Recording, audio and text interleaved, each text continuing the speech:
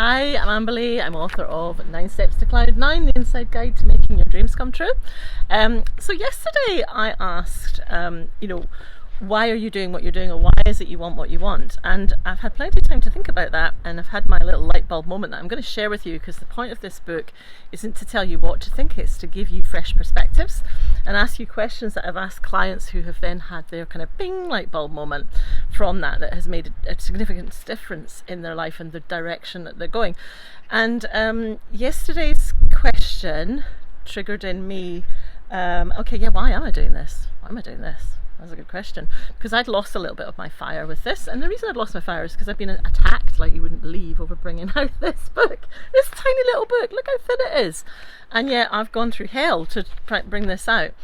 And it reminded me that the reason for this is because I'm so fed up as a therapist of helping people who have been attacked, who have been I don't want to use the word victims, because I say survivors. If you've survived, being attacked, if you like. And I'm not just talking about physically, I'm talking about mentally, emotionally, people being really cruel to each other. And what really drives me nuts is you never get the people who are doing the cruelty coming for help. They don't see that there's anything wrong with what they're doing, right? They think that you're weak, that you're overly emotional or whatever, too sensitive, and that's your problem, and you're not doing this, that and the next thing, and they're better than you, and blah blah blah, which all comes from their insecurity. But the point is, right, you get this situation where these bullies just get away with it. And I did have one client once actually, and he came and he realised that he had been bullied, and that his way of dealing with it was to become a bully.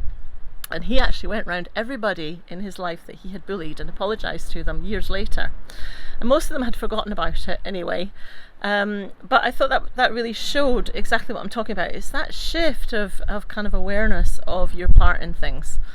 And this was never written for bullies to read, okay? It was written for the people who've been bullied, and as a result, they don't follow their dreams. They've heard those voices that have said, don't be ridiculous. And they've listened to them, listened to the naysayers. And then their life has become kind of mediocre because they didn't follow that fire. And that was that fire I was talking about yesterday. And so that is why I do this. That's why I'm bringing this. And it was like a real reminder. It's like, oh yeah, why am I doing this? That's why, because these people have been getting away with it for too long. And what this does is it alchemizes all the good and the bad and the ugly from your life, and helps you to channel it into creating a better life for yourself. And so that was a nice reminder. That's why I do it. So today I'm going to ask the same thing. What is the question for you and for me? Or what do you and me today need to consider, to ponder? Okay, so I'm just going to look, see, I just want to show you I'm not thinking. Yeah, it's not like I'm not pre-thingied it. Right, okay, we're going to go, it's not that page, it's this page. It's this one here.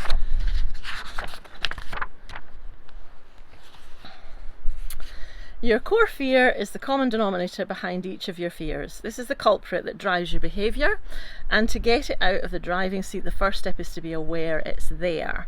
So to check if you have found your core fear, you should be able to read your list of fears, and the same fear will fit for each reason. So a core fear, right, so it's a driving force, and identifying it, grabbing the nettle, grabbing the nettle by the hand and going, got you, is really, really powerful. Because you see, a bit like a weed in the garden, a core fear will it's like, imagine there's a plant in the garden and it just keeps spreading seeds, and those seeds spread seeds, and those seeds spread seeds, and those seeds spread seeds, and the fear just becomes rampant, so nothing can grow there. And it said there's two emotions, one is fear and one is love. And so do you choose love or do you choose fear? And the thing with when you choose fear is it's driving you. And so to take a breath and recognize, am I being driven by my fears? And once you start to identify the core fear, then you've really pulled that bloomin' thing out by the root. You've grabbed hold of that nettle, if you like, the one that's causing all the seeds, the one that's causing all the chaos, the ones that's spreading itself over and over and over, and you've pulled it out by the root. And when you've got the root, look, if I use a dandelion, it's probably a better explanation, because you know that thing where you pull the dandelion out and there's all these little dandelions with all their seeds ready to spread, and you've got that damn thing out and you're like, you're the culprit, right? And that's what your core fear is. It's the culprit that causes everything else. So have a think about what is your core fear. If you're brave enough, share it below. Do click on the subscribe button and subscribe to me, because I'm going to do this regularly, and yeah, I'd like to get conversation going and hear your response to what it is that I'm saying. Okay.